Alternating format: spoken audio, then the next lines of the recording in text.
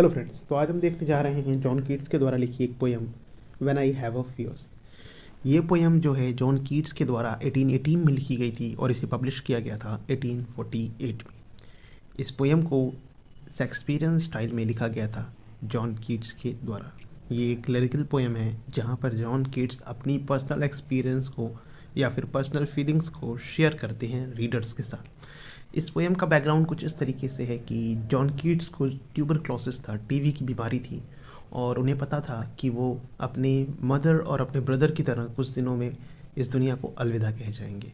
उस टाइम पर क्या था दोस्तों कि ट्यूबरक्लोसिस का कोई सही इलाज नहीं हुआ करता था, पुख्ता इलाज नहीं हुआ करता था। तो जिसको ट्यूबरक्लोसिस हो जाता था ये कन्फर्म था कि उसकी डेथ हो जाएगी।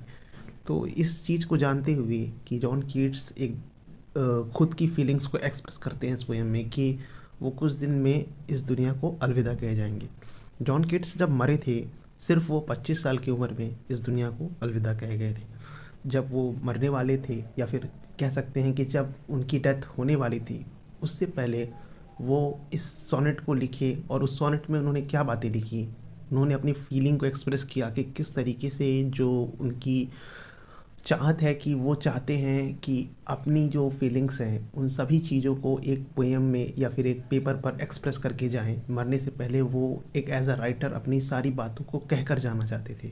तो उसी बारे में वो इस सोनेट को लिखते हैं कि किस तरीके से उनको इस चीज़ का डर लगता है कि कहीं वो सारी बातें जो उनके दिमाग में हैं, जो उनके विचार हैं, वो बिना दुनिया को दिखाए, दुनिया के सामने प्रस्तुत किए मर ना जाएं। उसी चीज़ का उनको डर था।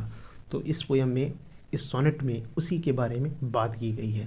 आइए देखते हैं इस सोनेट को और समझने की कोशिश करते हैं। When I have a fear that I may cease to be before my pen has claimed my taming brain। तो यहाँ पर कीट कहते हैं कि मुझे कभी कभी डर सताता है कि मैं कहीं मर ना जाऊँ। यहाँ पर सीज़ मतलब लिखने का मतलब है कि रुकना होता है, सीज़ का मतलब तो वैसे ही किसी चीज़ का रुक जाना या फिर रोक देना, मगर यहाँ पर सीज़ का मतलब डेथ से है। Before my pen has gleaned my teeming brain, कहते हैं कि इससे पहले कि कहीं मैं अपनी जो विचार हैं उन्हें पोइट्री के थ्रू पेपर पे उतारूं, इससे पहले ही कि मैं अपनी जो पोइट्रीज़ हैं उन्हें दुनिया को सुनाऊं, जो मेरे सारे थॉट्स हैं उन्हें पेपर पे उतारूं, उससे पहले कहीं मैं मर ना जाऊं। इस चीज़ का कीट्स को डर सताता है। Before high piled book in charactery hold like a rich garner the full ripen grain. तो कहते हैं कि किताबों का एक ढेर लगाने से पहले ही, किताबों का एक ढेर लगाने से पहले ही जो कि पूरी लाइब्रेरी को भर दे, कहीं मैं मर ना जाऊं। और वो किताबों का ढेर कैसा रहना चाहिए, कैसा दिखना चाहिए, उसका एग्जाम्पल देते हुए वो कहते हैं hold like a rich garner the full repent grains.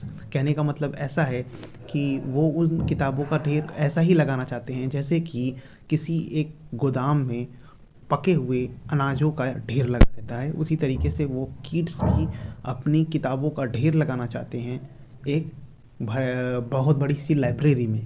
तो इससे हमें यह पता चलता है कि कीट्स के पास बहुत कुछ कहने को है, बहुत कुछ बातें हैं जो अभी भी वो दुनिया को बताना चाहते हैं, और वो डेथ के लिए रेडी नहीं हैं। वो चाहते हैं कि मरने से पहले वो अपने सारे विचार इस पेपर पे पोइट्री के थ्रू दुनिया को बताएं। बट वो जानते हैं कि वो ट्यूबरक्लोसिस से सफ़र कर रहे हैं और डेथ डे बाय डे उनके नज़दीक आ रही है, इसलिए उनको डर लग रहा है। वो कहते हैं when I have a fear that I may cease to be before my pen has cleaned my teeming brain। वही बात कि कहीं मैं अपने विचार व्यक्त करने से पहले ही इस दुनिया को छोड़ के न चला जाऊं। When I behold upon the night starred face huge cloud symbol of high romance and think that I may never live to trace their shadow with the magic hand of chance।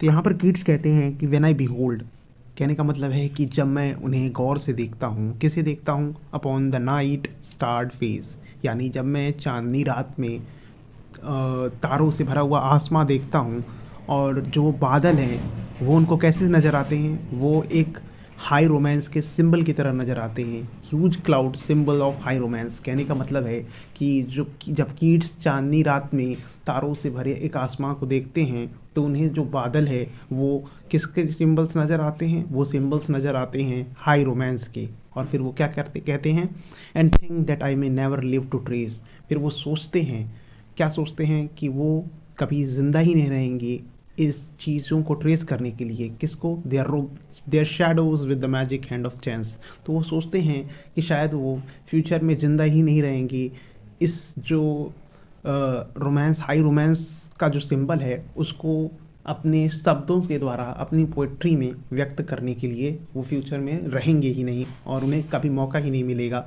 कभी दोबारा मौका ही नहीं मिलेगा कि वो इस high romance के symbol को दोबारा अपनी पोएट्रीज के थ्रू दुनिया को व्यक्त करके बता सके। And when I feel fair creature of an hour that I shall never look upon thee more. तो यहाँ पर जो कीट्स हैं वो कहते हैं कि जो उनकी बिलव्ड है उसके बारे में कहते हुए कहते हैं कि जब मैं सोचता हूँ कि मैं तुम्हें और हमेशा इसी तरह नहीं देख सकूँगा, जो क्योंकि उनको ट्यूबरक्लोसिस है और उनकी डेथ जो है डे बाय डे उनकी नज़दीक आ रही है, तो उसको सोचते हुए वो कहते हैं कि एंड व्हेन आई फील, जब वो महसूस करते हैं इस चीज़ को कि जो फेयर क्रिएचर है, इसको फेयर क्रिएचर किसको कह रहे हैं? वो अपने बिलव्ड को कह रहे हैं, that I shall never look upon thee more. मैं तुम्हें हमेशा इसी तरह नहीं देख सकता, मुझे एक ना एक दिन तुम्हें छोड़ के जाना है। Never have relish in the faery power of unreflecting love. यहाँ पर कीट्स कहते हैं कि वो जो उनकी बिलव्ड है, एक समय के बाद उसकी अनरिफ्लेक्टिंग लव को वो फील नहीं कर पाएंगी।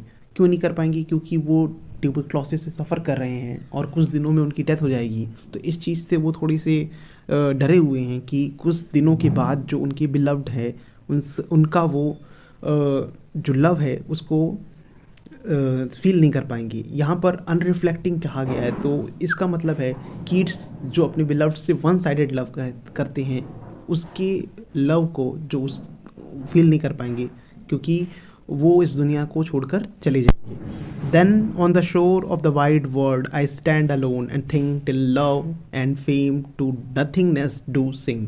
लास्ट लाइन्स में कीट्स कुछ इस तरीके से कहते हैं कि जब उन्हें डेथ रियलाइज़ होती है, जब कीट्स को रियलाइज़ होता है कि डेथ अपने साथ क्या ला रही है, डेथ एक एंड ला रही है, तो वो रियलाइज़ करते हैं तो उनका रियलाइजेशन कुछ इस तरीके का होता है कि उन्हें लगता है कि वो दुनिया के छोर पर अकेले खड़े हैं, यानी कि इस बहुत बड़ी दुनिया के छोर पर वो अकेले खड़े हैं।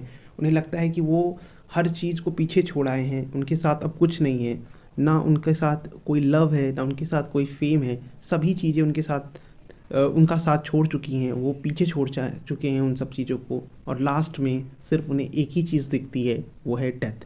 तो आई होप कि आपको ये पोएम समझ आई होगी। थैंक्स फॉर लिसनिंग मी, और मिलते हैं किसी और नेक्स्ट वीडियो में। तब तक के लिए प्लीज़ सब्सक्राइब और लाइक द चैनल।